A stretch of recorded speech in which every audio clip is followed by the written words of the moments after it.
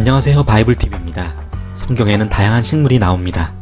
아시아에 살고 있는 우리는 우리가 보고 경험한 식물을 토대로 성경 내용을 대입하고 있어서 성경 속 식물들이 우리가 생각하고 있는 것과는 상당히 다르다는 것에 가끔 깜짝 놀랄 때가 있습니다. 그래서 오늘은 우리가 생각하는 것과는 상당히 다른 모습인 식물들에 대해 몇 개의 에피소드로 나누어 소개하려고 합니다.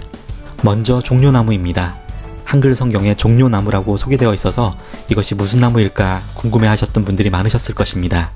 실제로 이 종려나무는 요즘 우리나라 대형마트에서도 흔하게 가공된 열매를 볼 수 있는 대추야자 나무입니다.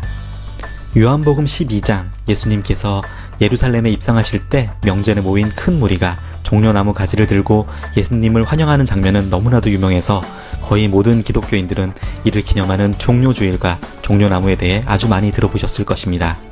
혹시 종려열매, 즉 대추야자를 마트에서 못 보신 분들을 위해 설명하자면, 대추야자는 우리가 잘 아는 대추열매보다 약 2배에서 3배 정도 큰 열매로 굉장히 칼로리가 높고 영양소가 풍부하여 이스라엘과 중동 지역에서는 현재도 많은 이들이 식사 대용으로 먹기도 하고 말려서 간식과 요리재료로 먹고 있는 식재료입니다. 당도가 워낙 높아서 이 대추야자를 고대 이스라엘인들은 시럽, 즉 꿀의 형태로 많이 먹었다고 합니다. 가나안을 젖과 꿀이 흐르는 땅이라고 성경에서 표현한 것에 대해 많은 고대학자들은 이 꿀이 가나안 지방에서 흔하게 볼 수 있던 대추야자를 가열하여 졸인 대추야자 시럽을 의미한다고 얘기하고 있습니다. 두 번째로 종려나무만큼 성경에 많이 나오는 감람나무에 대해 알아보겠습니다. 아마 많은 분들이 감람나무는 올리브나무를 말하는 것이라 생각하시겠지만 이는 번역의 실수라고 전해지고 있습니다. 성경이 중국에 전해질 때 히브리어로 자이트, 영어로 올리브란 단어를 중국어로 번역할 때 성경 번역가가 중국에서 열매가 올리브와 비슷한 감람나무를 올리브나무를 대신하여 선택했지만 감람나무와 올리브나무는 전혀 다른 나무입니다. 감람나무는 약 20에서 30m 높이까지 자라는 나무로 주로 중국 남부 지역에서 볼 수 있습니다. 감람나무 열매가 올리브와 비슷하게 생기긴 했지만 감람나무는 감람나무과의 나무로 물프렛 나무과의 올리브와는 전혀 다른 종이라는 것이 전문가들의 의견입니다. 차후 성경 개정 시 이 부분도 개정될 것이라 기대해봅니다. 그 다음은 누가복음 19장, 삭개오가 예수님을 보기 위해 올라갔던 돌무화과 나무입니다. 예전 번역에는 뽕나무라고 되어 있었지만 뽕나무와 돌무화과 나무는 전혀 다른 나무라서 다행히 최근 성경 개역 개정에서 돌무화과 나무로 고쳐졌습니다. 돌무화과는 뽕나무과에 속하는 열대성 나무로 키가 크지만 낮은 곳에서 가지가 갈라지므로 키가 작은 삭개오도 올라갈 수 있었을 것으로 추정됩니다. 열매는 방울토마토보다 작으며 1년에 2번씩 많이 달리지만 익자마자 떨어집니다.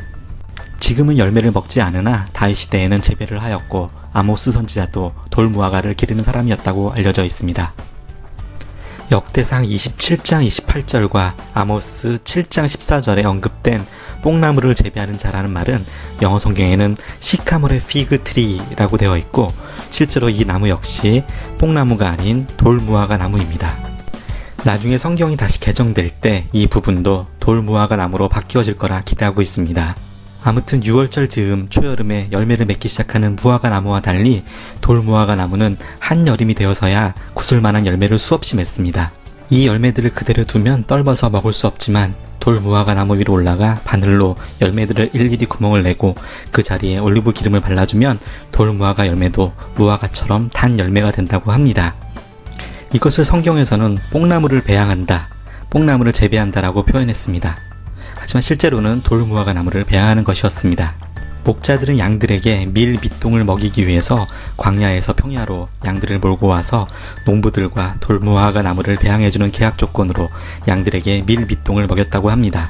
반면 밀밭 주인은 인건비를 들이지 않고 많은 노동력이 필요한 돌무화과 나무의 배양을 목자들 덕분에 쉽게 끝낼 수 있었습니다.